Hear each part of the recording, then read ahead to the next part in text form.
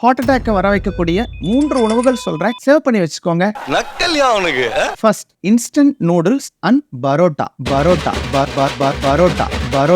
கரெக்டா இருந்தா புரட்டா வரட்டா. இது கம்ப்ளீட்லி மைதா. இதனால கெட்ட கொழுப்பு அதிகமாகும்,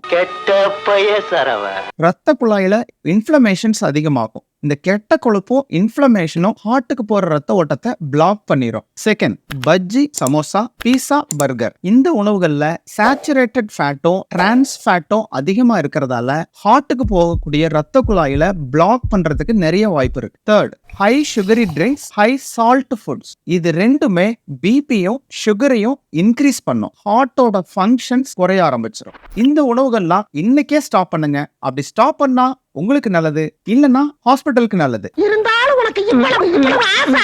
இந்த மாதிரியான ஹெல்த் இன்ஃபர்மேஷனுக்கு இந்த பேஜை ஃபாலோ பண்ணிக்கோங்க.